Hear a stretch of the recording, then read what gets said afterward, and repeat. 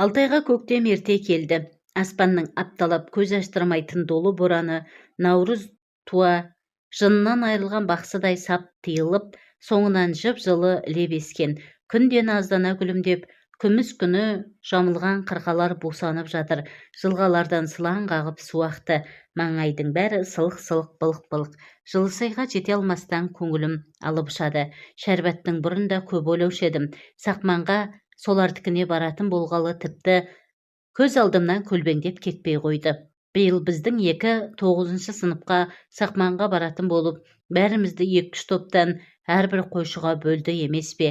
Ержан екеуміз Жылысайдағы махан қойшының еншісіне бұйырдық. Ержан, асықпа 2-3 күннен соң барайық, оған дейін моншаға түсіп дем алып дегендей деп біраз азғырғанымен, сен сөйт, екеуміз бірдей кергіп жатып алсақ, махан мектепте шағынып жүрер деп өп-өтірік қорыққан болдым. Шәрбәтті көруге ынтығып тұрғанымды сездірмеуге тырыстым. Әкеме де шөпке ортақ қылғанша бурылды Сақманға мініп кетейін деп қолға салдым. Шәрбәт өзгерді ме екен. Күзде қаладан шашын қидырып, көздің асты үстін көк пемекек қып бояп келіп, бұлғақтап жүргенде сұлу еді. Оқуға түсе алмай қалғаны қандай жақсы болды. Фельдшер боламын деп қалада қаңғығаннан гөрі әкесінің қасында қойда жүргені тәуір емес пе? Қазір не көп, фельдшер көп. Оның үстіне қалаға кеткен қыздар қайтып оралып жатқан жоқ. Мен онды бітірген соң оқуға бара аламын ба, жоқ па? 2 жыл әскерің тағы бар. Бурыл сүрініп кетті де ойым кілт үзілді. Ащы шектей шұбатылып жатқан Жылысай осы тұста қарындай жайылып сала берді. Айналасы ат шаптырым кең жазықта қойшының қырық жамау ескі тоқал тамы жетімсіреп жападан жалғыз тұр. Одан әріректе ақшағалдай жарқыраған шатырлы қой қоры көз тарта мен мұндалайды. Ат дүбіріне естіп алдымен үй тұрды. Одан соң тоқал тамнан әлдегім жүгіріп шығып, қырдан құлдилап келе жатқан жалғыз салт аттыға телміре ұзақ қарады. Тайыншадай қара төбет арсылдай жүгіріп келді де, анадайдан өршелене үріп айбат шегіп тұр. Есік аузында менен көз алмай тесіле қарап тұрған маханның жалғыз ұлы Жолтай екен. Ассалаумағалейкум. Жолтай дауысын соза амандасты. Көкемдер үйде жоқ, тойға кетті, деді Жолтай асығып үсігіп. Мен аттан түсіп қол алып амандастым. Киізбен қапталған аласа ауыр есікті сықырлата ашып ішке кіргенімде, әдегенде будан ештеңе ажырата алмадым. Ала көлеңке үй іші ақ монша. Қалай қарар жүрерімді білмей, есік аузында бөгеліп қалдым. Жолтай кім екен келген? Шәрбәт үні құмығып естілді. Қыздың даусы шыққан жаққа барлай қарадым. Ақ тұманның ішінде басын жуып отырған қыздың сұлбасы көзге шалынды. Пеш дүрілдеп жанып жатыр. Үстіндегі беті ашық қара қазан сарқ-сарқ қайнайды. Иіс сабын мен хош иісі үй ішін жайлап алған. Жолтай сыртта ат байлап, мен қызбен амандасудың ретін таба алмай сипақтап қалдым. Бетіндегі көпіршіген сабынды алақанымен сипап салып, мен жақа сығырая қарады. Көзінің сабын ашытып жіберді ме, қайтадан басын шайып жатып, төлеш, адасып жүрсің бе, төрлет деп қуанышын жасыра алмай. Төргі үйге өтіп кет, аяғыңды шешпей-ақ қой, жердің бәрі су. Төргі үй кең де жинақы екен. Есіктен төрге дейін оюлы сырмақ жайылған. Оң жақта кереует, одан жоғары үлкен сандық тұр. Сандықтың үсті толы жүк. Кереует тұсына ілінген сарғыш кілемнің жоғары жағында Шәрбәттің үлкейтілген фотосуретіне бірден көзім түсті. Жазда қалаға оқуға барғанда түссе керек, шашын қос бұрым қып өріп алдына жіберіпті. Мойыл қара көзден нұр шашады. Жүзінде жұмсақ жымиыстың ізі бар. Уылжыған шие ернін сәл қимылдатса болды. Маржандай аппақ тістері жарқырап күле салатын сияқты. Кешке қойды қоралап, қозыларын емізіп бөлек қамағаннан кейін үйге кіріп, Жолтай, Шәрбат үшеуміз жетілік шамның жарығымен отырып тамақ іштік. Жолтай тамаққа тойған соң мысықпен ойнап, өзімен өзі болып кетті. Менің екі көзім Шәрбатта. Қыздың ашық жүзі албырап, мойыл көзіне мейірім шуағы ұялаған, иығынан сәл төмен түсіп тұрған қою шашын әлгінде ғана бүйралап алған, еңкейіп кесесін қолына алған кезде шашы сусып бетін жаба қалады да, басын көтеріп, ширік саусақтарымен шашын сәндеп, қайта іліп алып, кейін қарай қайтадан сайын сүйкімді кескін одан әрі құлпырып көрінеді. Шәрбат бұрын тұнық қыз сияқты еді. Бүгінгі әңгімесі аузымның суын құртты. Мен келгелі қаладағы қызықтарын айтып тауса алар емес. Біраздан соң жолта есінеп, құсынап, қалғып шұлғи бастады. Шәрбат күлімдеп жүріп үстел жинауға кірісті. Әр қимылы, әр сөзі өз бойына қандай жарасымды. Ішіп жеп құмарта қарағанымды ұнататында сияқты. Кейде көзіне көзім түйісіп қалғанда, көңіл түкпіріндегі қызу шоқты кесіп өткендей өн бойым өртеніп қоя береді. Үстелге жиналып болған соң қыз төсек салу қамына кірісті. Мен иығыма шолақ тонымды жамылып тысқа шықтым. Түн жып-жылы, ойдағы күршім жақтан майда леп еседі. Шіркін, осындай жылымық түнде Шәрбатпен қол ұстасып қыдырса ғой баяғыдай. Мен 7-ші кластамын, ол 9-шыда. Екеуміз кешке мектептен бірге қайтатынбыз. Шәрбат біздің көршінің үйінде тұрып оқыды ғой. Сонда күздің қара суығында, қыстың долы боранында, көктемнің мамық түнінде қол ұстасып мектептен бірге қайтушы едік-ау. Ол кезде мен аурушаң әлжуаздау едім. Жолда ұлдармен төбелесіп қалсам, шырылдап мені қорғаштап жүретін. Бурылдың алдына шөп салдым, жалын тарағыштадым, арқасын қақтым. Жолы болар жігіттің деген осы шығар.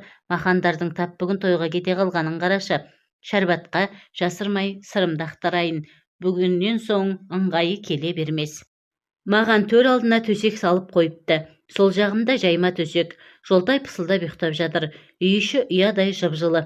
Тез-тез шешініп, құс төсекке жантайып жатып, қарсы алдындағы қыздың кереуетіне ұрлана көз тастап қойдым. Менің шешініп жатуымды күтсе керек. Біраздан соң ауызғы үйден ыдыс-аяқты сылдырлатып бірдеңе істеп жүрген Шәрбат та жетілік шамды жалп еткізіп үрлеп өшірді. Үй іші тастай қараңғы. Шәрбат есікке соғылып қалардай елегізіп жатырмын. Осы кезде қыздың аяқ тықыры естілді. Ақырын басып төсегіне таяды. Сусылдатып көйлегін шешті. Басымды жастықтан көтеріп, демімді ішіме тартып, Шәрбат жаққа тесіле қарадым. Қараңғыға көзім үйренді, білем. Ақшыл көкірекшеммен тұрған қыздың жалаңаш сұлбасын ажыратқандай болдым. Айдың жоғына қарашы. Үйдің іші сүт сәулеге шомылып тұрса ғой, бәрін де анық көрер едім. Төлеш ақшыл көрпенің астына кірген қыз ақырын ғана сыбырлады. Қылмысымның тап үстінен түскендей селк етіп, басымды жастыққа сылқ ете түсті. Көзімді жұма қойдым. Әу, үнім дірілдеп шықты. Ұйықтаған жоқсың ба? Жоқ. Ұйықта, таңертең ерте тұрамыз. Қыздың назды үні тұла бойымда қызықтап өтті. Ұйықта деген бірақ ауыз сөз, ұйықтама дегендей бір түрлі жыл естілді. Қыздың төсегіне қарай еңбектей жөнелгім келді. Жұп-жұмсақ көрпенің астында қолымды жүгіртіп, қыздың мақпал білегінен ұстасам, сол сәтте қыз да екінші қолынан шашымнан аялай сипап, іргеге қарай ығысып жатыр. Сан түрлі қиялға баттым. Өстіп жатқан уақытта қанша уақыт өткен байқамай қалыппын. Жолтай ұйқысырап былдырлады. Осы кезде сырттан үй тұрды. Ат тұяғының дүбірі естілгендей. Махан ағалар келген шығар. Әттең, бағанадан бері айтарымды айтып тастауым керек еді. Біраздан соң иттің жағы семді. Жым-жырт тыныштық қайта үйыды. Көп ұзамай терезенің әйнегі сырт еткендей болды. Кісі қақты деуге келмейді. Сайтан көбелек соғылған сияқты. Бірақ ерте көктемде қайдағы көбелек? Әлде шырт еткен пештегі шоқпа? Сөйткенше болған жоқ, терезеге тағы бірдеңеге сырт дейді. Қыздың кереуеті сықырлады. Міне, Шәрбат төсегінен түсті. Аяғының дыбысын сездірместен ауызғы үйге шықты. Шәрбат далада көп айналған жоқ, қайта кірді. Келіп кереуетіне жатқанда барып жүрегім орнына түсті. Махандар келмеген екен. Қыз да ұйықтай алмай жатыр. Менен сөз күтіп жүрген болар. Ештеңе айтпасам да талай сырды көзбен ұқтырып едім ғой. Ынтықтығымды сезеді. Бағана жатар алдында дастархан жинап жүріп ыңылдап ән салуы тегін емес. Үнінде сағыныш, мұң бар сияқты естілді. Үнсіз жата бергенім болмас, бірдеңе айтайын. Сөз түсінетін қыз ғой. Шәрбат дей бермекші болғанымда сыртқы есікті біреу ақырын ғана дыбысын білдірмей ашты. Мысықтай баспалап келе жатқан әлдегімнің аяқ тықырын естігенде тілімді тістеп қалдым. Жым ба, сайтан ба, тұла бойым сұп-суық болып кетті. Ұп-ұзын қара сұлба қыз кереуетінің үстінен төніп тұр. Шәрбат та қорқып үні шықпай жатқан шығар. Не де болса қимылдағаным жөн. Қара сұлба шешіне бастады. Жым ба, сайтан да емес, адам сияқты. Ентіккен демі абанық естіледі. Шәрбат деді Қарасылба. Мен оны осылай атадым. Тіс үндеме деді қыз. Төсек қаттырақ сықыр етті де Қарасылба қыздың қойнына кірді. Өңім бе түсім бе, жүрегім өрекпіп аузыма тығылды. Әлгінде ғана хан тағынан биік көрінген кереует аяқ астынан әждақадай суық тартты. Қорқыныштан ба, қызғаныштан ба, ызадан білмеймін, өн бойым безгегі қысқан жандай қалшылдап барады. Құлағым тарс бітіп қалғандай, көзім ештеңе көрер емес. Дәл осы күйде қанша жатқаным есімде жоқ. Бір кезде төсектерден сылқ-сылқ күлкісі естілгенде барып, кірпіктей жиырыла қалдым. Қыз, қойшы жаным, асықпашы, кейін дедім ғой.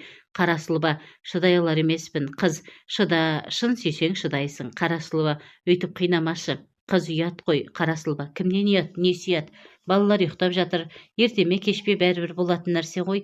Қыз, аяғым ауырлап қалса қайтемін. Қарасылба, алмай қояр деп қорқасың ба? Ертең-ақ алып қашайын.